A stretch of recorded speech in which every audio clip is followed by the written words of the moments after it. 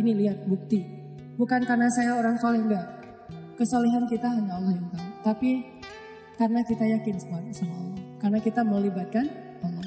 Terus kenapa galau, kenapa khawatir, kenapa enggak tenang? Kalau kita bisa melibatkan yang maha kuasa dalam segala urusan kita.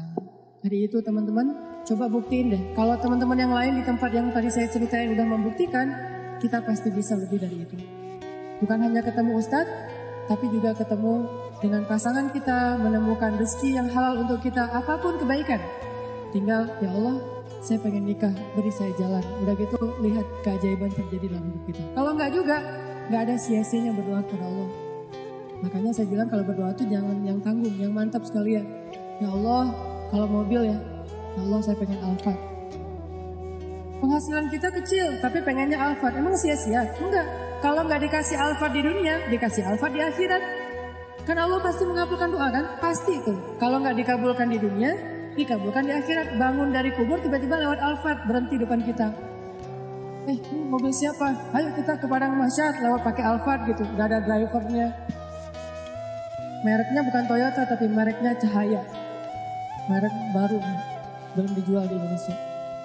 Mereknya Cahaya, kendaraan Cahaya yang lebih nyaman dari Alphard, jalan ke Padang Mahsyar. Kenapa saya dapat kendaraan ini ya Allah? Karena dulu kamu pengen banget punya mobil Alphard di dunia, tapi aku tidak memberikannya di dunia karena itu tidak baik untuk kamu, tapi aku berikan di akhirat. Apa sia-sianya berdoa kepada Allah? Jadi tetap ar-raja ilallah, berharapnya hanya ke Allah, dan itulah obat untuk segala kegalauan di dalam hati kita. Itu aja. Mudah-mudahan kita makin mantap untuk melibatkan Allah. Ada masalah dikit bilang aja, tenang ada Allah, tenang ada Allah. Kalau tenang ada Allah, itu maksud ala bidzikrillah tatmainnul qulub. Bukankah kalau kita ingat Allah, kita jadi tenang? Harusnya kayak gitu. Yang terakhir tadi kisah AG. AG ini anak skateboard dari Batam. Dia itu kerja di sebuah perusahaan swasta di Batam, IO gitu.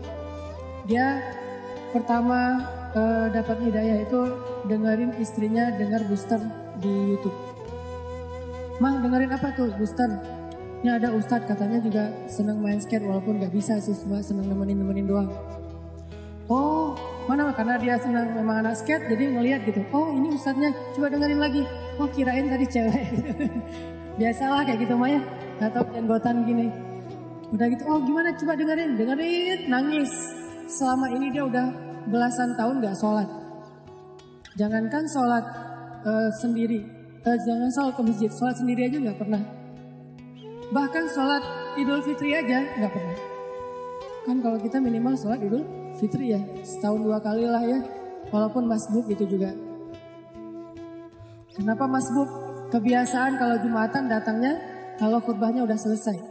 Dan Idul Fitri, Idul Adha mah khutbahnya selesai sholat. Wah masuk khutbah ntar aja deh kalau udah selesai. Begitu datang orang udah pada pulang. Loh kok gak sholat sih? Sholat Idul Fitri itu sebelum khutbah. Ini salah. Dia gak pernah sholat sama sekali. Tapi tiba-tiba nangis jadi kayak sadar dapat hidayah gitu. Tapi saya pikir emang bukan cuma dia yang dapat hidayah dengerin booster. Saya juga dengerin booster diri sendiri kayak dapat hidayah gitu. Oh benar juga ya kata Ustadz ini, kok saya dapat hidayah, kata saya sendiri tuh.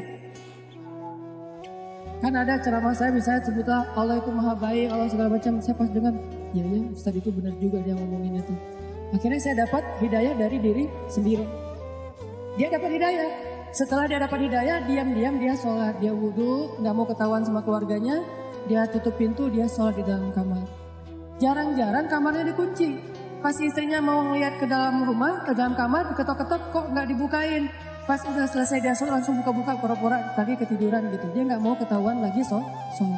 Setelah sholat dia berdoa, ya Allah, Ustadz itu udah bikin saya sadar. Saya pengen banget ketemu beliau, beri saya jalan. Hari dia berdoa, besoknya dia ketemu dengan atasannya, bilang Pak boleh saya minta izin. Padahal dia jatah cutinya udah habis tuh, nggak ada dapat jatah cuti lagi. Atasannya nanya, izin kemana? Saya mau ketemu Ustadz saya di Bandung.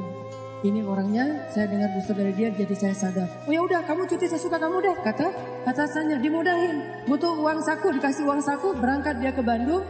Dan dia datang ke hari Rabu, taklim saya yang rutin di Bandung itu yang di Masjid TSB, Trans Studio.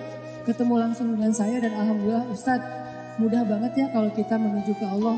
Yang susah itu kalau kita menjauh dari Allah. Tapi kalau menuju ke Allah dipermudah, banyak banget urusan yang dipermudah. Saya malah dapat uang saku, saya malah dapat kayak bonus dari atasan saya. Keluarga saya alhamdulillah sekarang jadi lebih baik setelah saya berhijrah. Dan saya pengen ketemu dengan Ustadz, dimudahin banget. Ini lihat bukti. Bukan karena saya orang soleh, enggak. Kesolehan kita hanya Allah yang tahu. Tapi karena kita yakin sama Allah. Karena kita melibatkan Allah. Terus kenapa galau, kenapa khawatir, kenapa nggak tenang?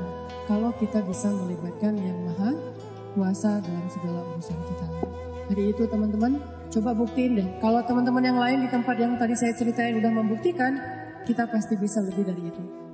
Bukan hanya ketemu Ustadz, tapi juga ketemu dengan pasangan kita, menemukan rezeki yang halal untuk kita, apapun kebaikan.